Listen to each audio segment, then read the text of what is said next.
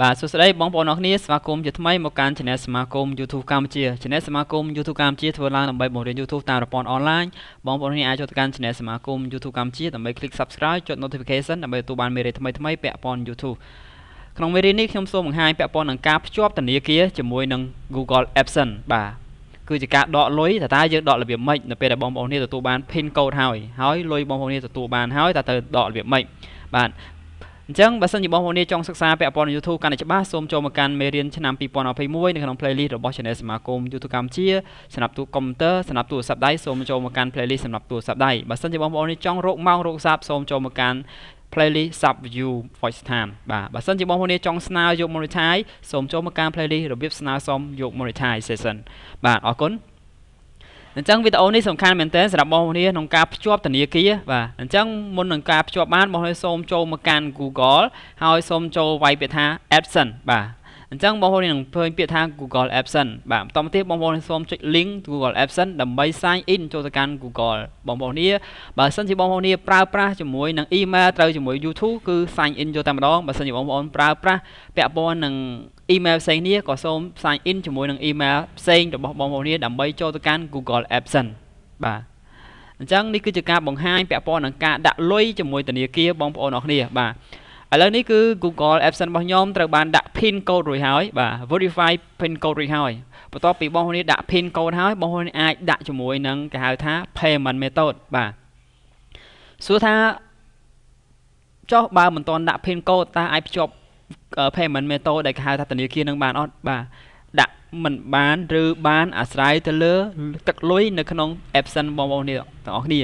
ករណីបងប្អូននេះមិនទាន់បានមានលុយច្រើនទេគឺវាអាចបើក function ពាក់ព័ន្ធនឹងការដាក់ធនាគារបានទេតោះនេះបាទអ្នកខ្លះគាត់ឆ្ងល់អញ្ចឹងហើយបងប្អូនមួយចំនួនគាត់សួរថាលោកគ្រូពេលមានលុយប្រហែលទៅដាក់ស្នើយក PIN បានបាទអាស្រ័យទៅលើ Adsense បងប្អូននេះករណីខ្លះគឺ$0ក៏ស្នើបានករណីខ្លះ$15ឬក៏$20ឬក៏$30ឬក៏$56ក៏វាអត់ឲ្យស្នើដែរបាទអាស្រ័យទៅលើ message ដែលលោតចេញនៅកន្លែងនេះគេឲ្យថា verify identity ពណ៌រៀងទឹកក្រូចក្រហមបន្តិចអញ្ចឹងពេលនោះបងប្អូនអាចស្នើយកបានហើយមិនថាមានលុយឬអត់លុយក៏ដោយឲ្យតែមាន message លោតនោះបងប្អូនអាចស្នើបាន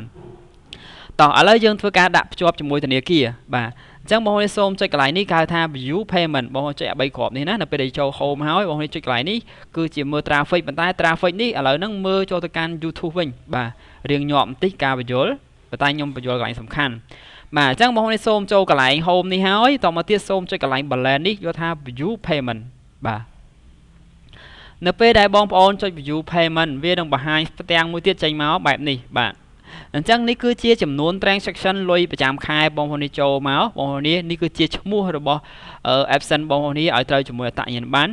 អញ្ចឹងករណីនេះគឺអត្តញ្ញាណប័ណ្ណខ្ញុំ verify ផ្សេងប៉ុន្តែធនាគារខ្ញុំប្រើឈ្មោះផ្សេងបាទបងប្អូននេះតែងតែឆ្ងល់អញ្ចឹងលោកគ្រូបើសិនជាយើងដាក់ឈ្មោះផ្សេងគ្នាបានអត់បាទខ្ញុំថាបានអត់អីទេសំខាន់ការដាក់ identity នេះដើម្បីយក verify PIN code ឲ្យដឹងថាលុយនឹងចូលមកកម្ពុជានឹងចូលមកកាន់ Adsense យើងប៉ុន្តែលុយចូលមកតាមនឹងហើយដកលុយតាមណាគឺអាស្រ័យបងប្អូននេះជាអ្នកដាក់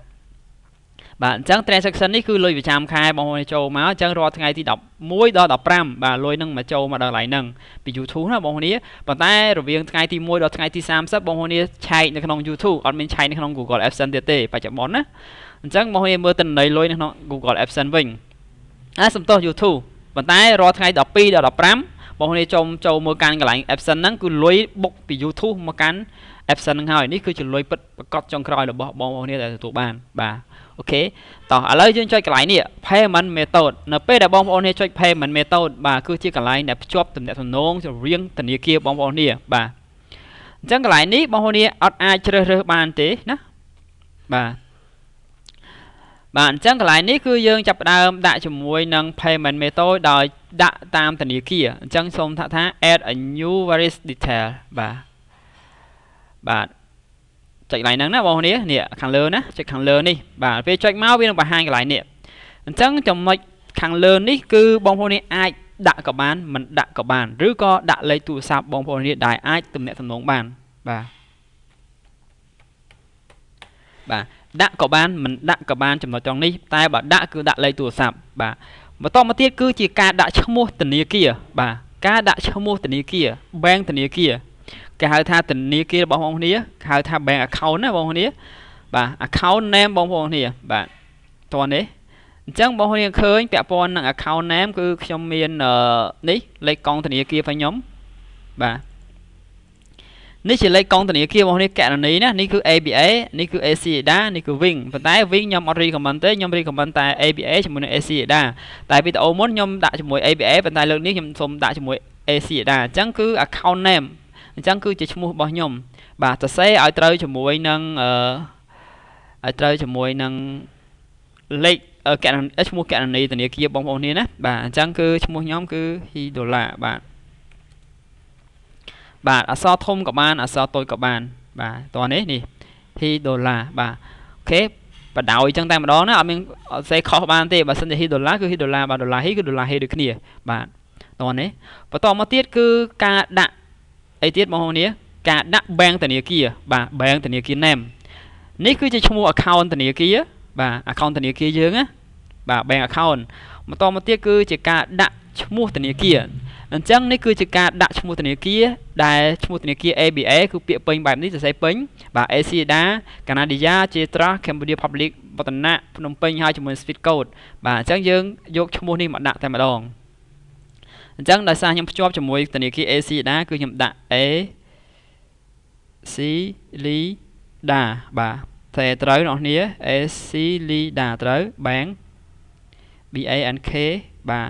PLC បាទឈ្មោះពេញរបស់ធនាគារណាបន្តមកទៀតគឺការដាក់ Swift code បាទ Swift code គឺខ្ញុំបានបង្ហាញហើយនៅក្នុងនេះដែរបាទ Swift code នេះខាងក្រោមនេះណាបងប្អូននេះគឺនេះកន្លែងនេះ AC នេះបាទអញ្ចឹងគឺយើងដាក់ Swift code ចូលគឺ ACL បាទ BKH បាទ KH ហ្នឹងកម្ពុជាហើយភ្នំពេញ PP បាទអញ្ចឹងគឺ Swift code របស់ ACLEDA គឺ ACL បាទ BKHPP បាទ ACLEDA Bank កម្ពុជាភ្នំពេញបាទណាគេកំណត់សម្គាល់អញ្ចឹងយើងត្រូវដាក់អញ្ចឹងហើយខាងលើនេះ ACLEDA សរសេរឲ្យត្រូវហាមខុសបាទចុចមួយទឹកក៏បានមិនចុចក៏បានដែរអត់បញ្ហាទេប៉ុន្តែឈ្មោះនិងលេខករណីបាទកន្លែងនេះគឺជាលេខ account បងប្អូននេះជាលេខ account ធនាគារអញ្ចឹងគឺលេខនេះមួយខ្សែវែងនេះតនេះបាទសរសេរឲ្យត្រូវលេខធនាគារបងប្អូននេះបាទមានលេខ3លេខ1 00បាទ0059 76 46 16បាទតមកទៀតវាយឡើងវិញឲ្យត្រូវ31 00 00 59 76 46 16បាទនេះគឺជាលេខករណីធនាគារខាងលើជា bank ធនាគារ name បាទ name ឲ្យ account របស់យើង account ធនាគារយើងហើយសួរថាយើងធ្វើម៉េចបាទបើកករណីសន្សំបាទបងប្អូនបើកករណីសន្សំមកនឹងមានឈ្មោះនិងលេខករណីហើយអញ្ចឹងឈ្មោះធនាគារ Swift code ហើយនិងលេខ account បងប្អូនគ្នាបន្តមកទៀតបាទបន្តមកទៀតធ្វើអីគេកន្លែងនេះគេសួរថា bank កន្លែងហ្នឹង intermediately bank ហ្នឹងគឺយើងត្រូវការសួរទៅខាងធនាគារខាងក្រោមនេះដូចគ្នាដែរតែយើងមិនបាច់សួរទេតែប៉ុណ្្នឹងទេបាទជាការស្រេចហើយសំខាន់ជាងគេគឺខាងនេះឈ្មោះធនាគារ Swift code របស់ធនាគារហើយនឹងលេខករណីធនាគាររបស់បងប្អូនអរគ្នាបាទសរសេរឲ្យត្រូវ Swift code សរសេរខុសក៏អត់រុញមកដែរបាទឈ្មោះនិងលេខឲ្យត្រូវគ្នាបើខុសក៏លុយមិនចូលមកដែរបាទខាងក្រោមនេះមិនបាច់ដាក់ទេហើយយើងដាក់សារ set as primary method បាទគ្រីសកន្លែងហ្នឹងមកបន្តមកទៀតបាទតោះនេះបងប្អូនដល់បញ្ជាក់ឡើងវិញខាងលើនេះលេខទូរស័ព្ទបងប្អូនគ្នាមិនដាក់ក៏បានដាក់ក៏បានឈ្មោះឲ្យត្រូវជាមួយនឹង